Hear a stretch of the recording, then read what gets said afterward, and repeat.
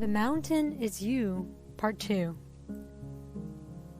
Your emotional buttons will guide you to your freedom. To overcome our sensitivities and self-destructive behaviors, we must identify them. Instead of revealing the location of unprocessed trauma, triggers serve as indicators of a more fundamental issue. Every negative feeling is a message from the universe that we may not know how to decipher. Who we are and what we do in life must match so that we can be authentic. Here are the triggers or emotional hot buttons that people have. Anger. It's not meant to be a burden placed on you, but rather a source of inspiration to do what must be done. Anger is necessary for helping us focus on our top goals and recognize our limitations. Guilt. It's an old feeling we bring into the present when we feel too much trouble for others. Embarrassment. When our actions are not ones we are proud of, we experience this feeling. When humiliation evolves into shame, we begin to feel that nobody and nothing matters. If you don't deal with your guilt, it can transform into something worse, like jealousy. Resentment. This feeling usually occurs when a person's behavior is a lot different from what we expected, so we resent them. When we let go of our expectations of people, we can see them for who they are and what they can do for us. Regret. Like envy, it reflects what we've been denied in the past, but may make up for it in the present and future. What we regret tells us what we need to do differently in the future. As social beings, humans require social structures like families and communities to thrive. We feel the most profound sense of satisfaction when our actions benefit society. In other words, it's not unhealthy to want to feel financially secure, and it is not vain to want to feel valued. Our destructive habits can teach us a lot. How to build emotional intelligence. Emotional intelligence is understanding, interpreting, and responding to our emotions in a healthy and enlightened way.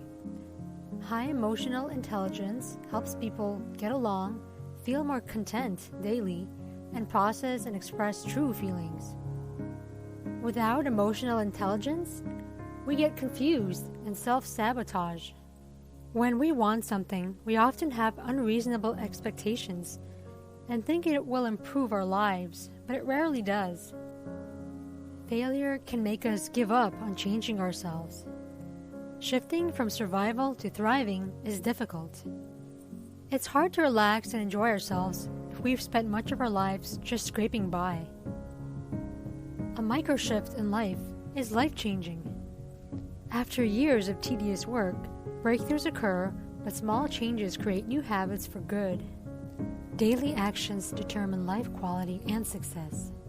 It doesn't matter if we want to work, it matters if we do. We live by principle, not passion. Small things matter. Big changes are complex because we're not made to live outside of our comfort zones. Anxious people are underthinkers, not overthinkers. Their reasoning is incomplete, causing issues. Anxiety is a feeling that everyone goes through at some point in their lives. When we look back on our lives, we may see that our losses were all part of a more excellent plan. But to get there, we must first go through them. After an hour, a day, or a month, the traumatic occurrence will no longer be in our minds as much. We must be receptive to reality, at peace with our past, and committed to creating our future. When we reach this point, we can unleash our full potential.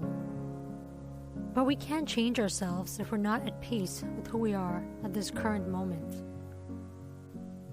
Those who cannot reconnect with their sense of security may become overly sensitive and get locked in an emotional survival mode.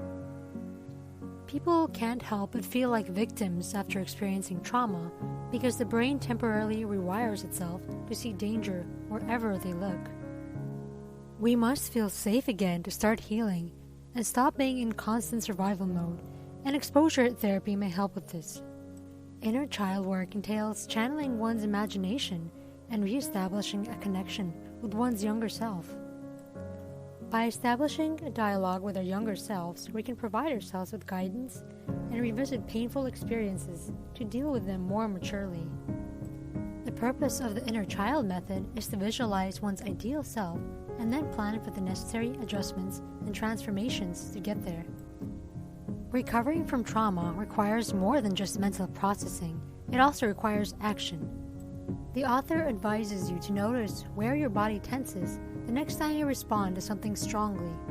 The final chapter of this book focuses on transitioning from self-sabotage to self-mastery. The author states that she usually studies the Buddhist method of non-attachment to gain mental control of herself. We may master our thoughts and emotions by accepting their power and learning to direct them. When we lack effective coping methods, we may repress our feelings to cope and feel normal. When we first learn to regulate our feelings, we first increase our awareness of them and then learn to direct our responses. We feel more in command of our emotions when we're in charge. Remember that mental health is not an indication of one's level of happiness, but rather one's ability to deal with the stresses of daily life without becoming overwhelmed. Being flawless on the surface isn't what brings happiness, but instead, being in the here and now and in touch with who we are does. We have everything we need in our inner reservoir of wisdom to beat self-sabotage and improve our lives. Thanks for watching.